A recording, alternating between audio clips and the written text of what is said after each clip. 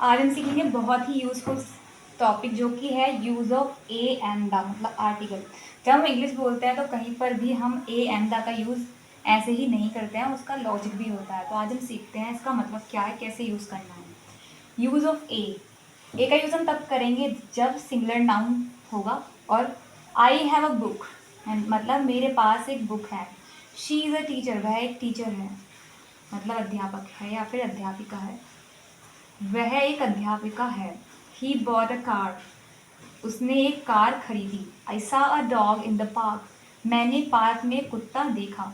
तो यहाँ पर हमने ए लगाया है, काउंटेबल नाउन है और सिंगुलर है। Countable noun singular, countable noun singular, countable noun singular. अब आधे बच्चों को नाउन नहीं पता, तो नाउन को भी मैं एक बार बता देती हूँ नाउन है क्या। नाउन का मतलब है, आपने हमेशा स्कूल में सीखा होगा इसकी डेफिनेशन। हमें स्कूल में हमेशा सिखाया गया है इसकी डेफिनेशन लर्न करना, लेकिन हमें प्रैक्टिकल नॉलेज नहीं दी गई। जैसे कि a noun is a name of person, place और थिंग, बस इतना हम जानते हैं, बाकी हमें ये नहीं पता था कि इतना ईजी है इसको समझना। जैसे जो भी आपके पास थिंग्स अवेलेबल हैं वो सब नाउन है। जैसे मेरे पास अभी मार्कर है, बुक है, फ़ोन है और बोर्ड है, ये सब क्या है, ये नाउन है। या फिर कोई जगह, जगह हम बोल सकते हैं टेम्पल, ताजमहल, लाल किला या फिर स्कूल। तो ये सब जगहों के नाम जितने भी हैं तो वो सब नाउन है। यूज़ ऑफ एन का यूज़ हम बिफोर सिंगुलर काउंटेबल नाउन करते हैं। जैसे शी एट एन एप्पल। अब यहाँ पर नाउन एन का यूज़ तो बहुत आसान है। एन को हम देखते हैं साउंड के साथ। जैसे इसका साउंड क्या है, जैसे एप्पल है, एप्पल को हम लिखते हैं एप्पल, एप्पल को हम ऐसे लिखते हैं हिंदी में, ठीक है। तो एप्पल का ए साउंड आ रहा है, इसको हम ए लिखेंगे। तो हिंदी का जो ए है, ए, ये भी वोबल है, तो हिंदी के वोबल में आता है, इसके लिए इसलिए हम यहाँ पर क्या लिख रहे हैं, एन लिख रहे हैं, यानी कि हिंदी के वोबल में भी आना चाहिए। पर जैसे ये एलिफेंट है, तो एलिफेंट को अपन ऐसे लिखेंगे, एलिफेंट, एलिफेंट। तो इसका भी ए है, इसलिए हम यहाँ पे, ये भी क्या है, हिंदी का स्वर यानी कि वोवल में आता है, इसलिए हम यहाँ पर भी एन लिखेंगे। जैसे आवर है, आवर को हम लिखेंगे आवर, तो आ का यहाँ पर ये भी क्या है, वोवल है हिंदी का, हिंदी का वोवल है, इसलिए यहाँ पर क्या आएगा, एन आएगा। अगला है ऑनेस्ट, ऑनेस्ट यहाँ पर लिखेंगे ओ नेस्ट। ऑनेस्ट में ओ साउंड जो है ये भी क्या है, हिंदी का वोवल है, इसलिए हम इसके आगे भी एन लगाते हैं। अब देखो जैसे यहाँ पे यूनिवर्सिटी है, यूनिवर्सिटी को हम ऐसे लिखेंगे यूनिवर्सिटी, यूनिवर्सिटी। तो इसको भी हम क्या लिखेंगे, अब देखो या जो है हिंदी के वोवल में नहीं आता, कॉन्सोनेंट में आता है, इसलिए हम इसके आगे क्या लगाते हैं, एन ना लगाकर, एन ना लगाकर क्या लगाएंगे, ए लगाएंगे, ठीक है। अब आप मुझे बताइए यूजफुल, यूजफुल इसके साथ हम क्या लगाएंगे, यूजफुल के साथ हम लगाएंगे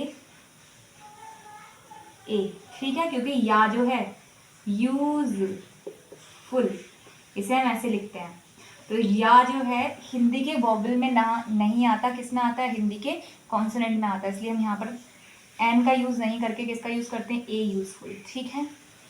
तो इतना आसान है, इसको बेसिक अंडरस्टैंडिंग होनी चाहिए कि हिंदी का वोवल में है या फिर कॉन्सोनेंट में है। तो हिंदी के साउंड के अकॉर्डिंग ही हम ए एंड द का यूज़ करते हैं, ठीक। अब समझते हैं यूज़ ऑफ ए।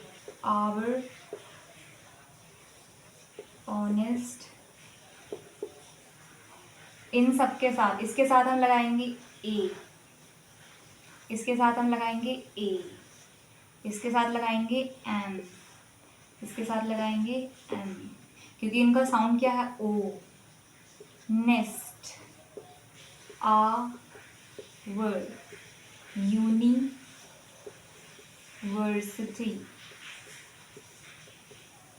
यूजफुल। तो इसका साउंड हिंदी का कॉन्सोनेंट है, मतलब व्यंजन है, ठीक है। ये भी हिंदी का है व्यंजन, ये क्या है, हिंदी में भी वोवल, और ये भी क्या है, हिंदी का वोवल।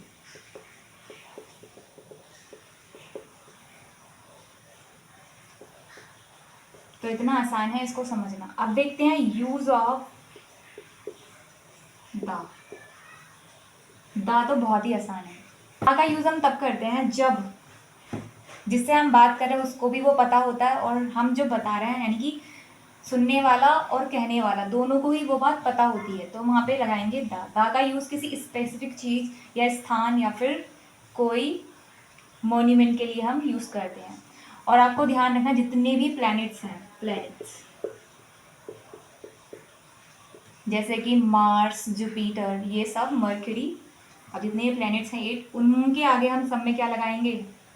द लगाएंगे। जैसे कि अर्थ, सन, मून, मार्स, बाकी आप लिख सकते हैं। तो इन सब के आगे हम क्या लगाएंगे? द लगाएंगे।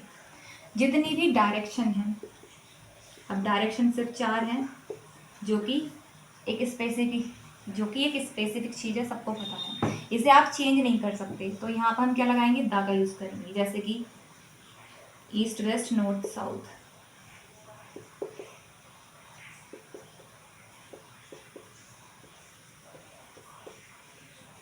ठीक, तो डायरेक्शन। और हमारा जो होता है left and right, left right के यानी कि इसके लिए भी क्या लगाएंगे? लेफ्ट या राइट, ये भी स्पेसिफिक है, इसके लिए भी हम क्या लगाएंगे? द लगाएंगे, क्योंकि अगर हम इनको चेंज नहीं कर सकते।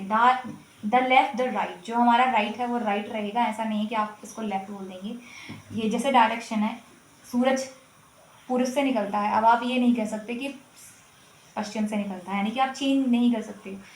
तो जो चीज़ चेंज नहीं किया जा सकता उसके लिए हम यहाँ पर यूज़ करते हैं द। ठीक है, the east, the west, the north, the south.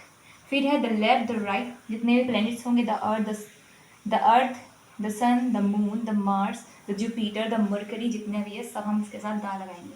बाकी बची फेमस बुक्स या फिर प्लेसेस, उसके आगे भी हम क्या लगाते हैं? द का यूज़ करते हैं। जैसे यूज ऑफ द, एक बार इधर देख लेते हैं। यूज ऑफ, जैसे द रेड फोर्ट यानी कि लाल किला, द ताजमहल, ये फेमस मॉन्यूमेंट्स हैं। द रामायण, ये एक बुक का नाम हो गया। द बाइबल, ये भी एक बुक का नाम हो गया।